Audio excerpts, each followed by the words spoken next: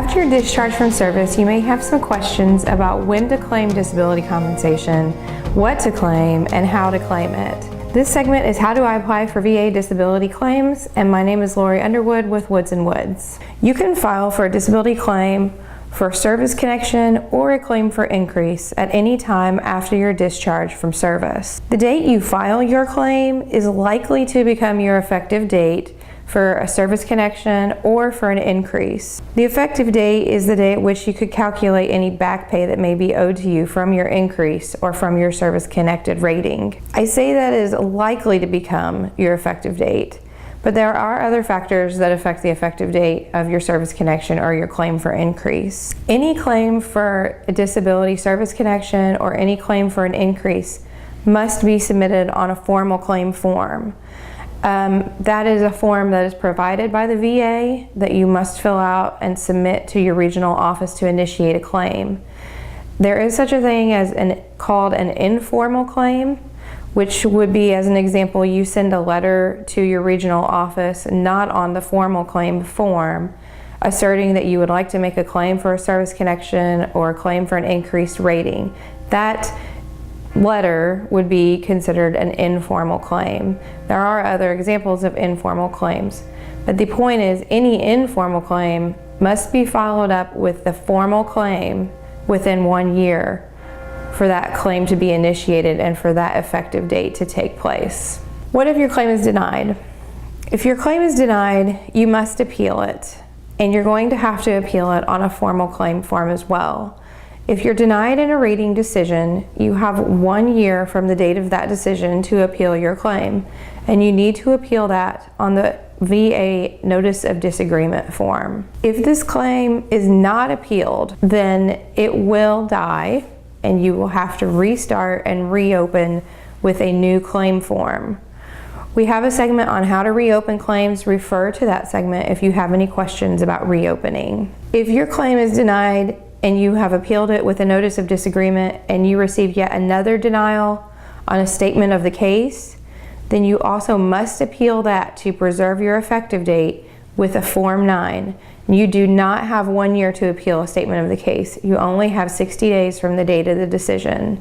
So make sure you submit your formal appeals within the time frames that have been prescribed for that appeal. Again, if you do not appeal a statement of the case within 60 days, that claim will die and you will have to file a new claim and reopen it. How long does it take to get a rating for a claim, either for service connection or for increased rating? That question cannot be answered really with any certainty. It could take a matter of weeks to months to a matter of years. It really depends on how the VA reviews your claim, the evidence in your file, and if they think that the evidence meets all of the necessary requirements to give you service connection or an increased rating. That is why you need to keep your claim under appeal if it is being denied, and definitely reach out to a VA representative for help if you are having difficulty with service connection or an increased rating. Denials can go all the way up to the Board of Veterans Appeals or even the federal court in the appellate process.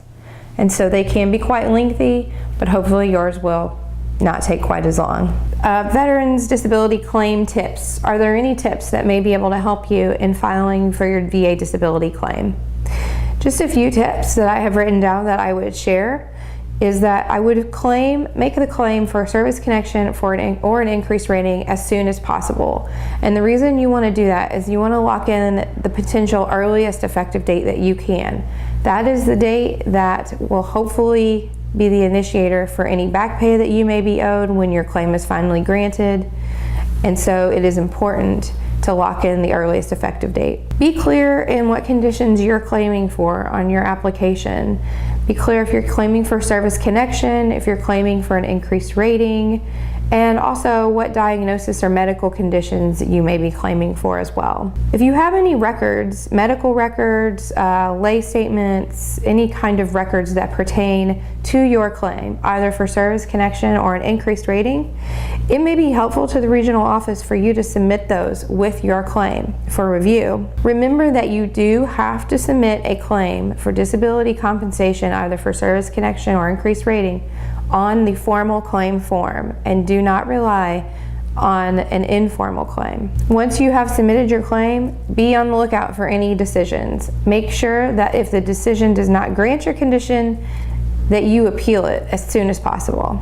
Also be aware that the VA does not use simple math when calculating your combined rating. They do not just add 10 and 10 up to equal 20 necessarily. On our website, we do have a VA disability ratings calculator, which you can refer to plug in your service-connected conditions and their current ratings, and our calculator will help you in calculating your combined rating. This can be a very helpful tool if you're wondering how an increased rating may affect your overall combined rating and how to calculate any disability compensation that you may be owed. If you have any other questions or concerns, or you need assistance with your service connection or increased rating claim, give us a call at the number listed below. We'll be happy to help you answer questions or get your increase or service connection.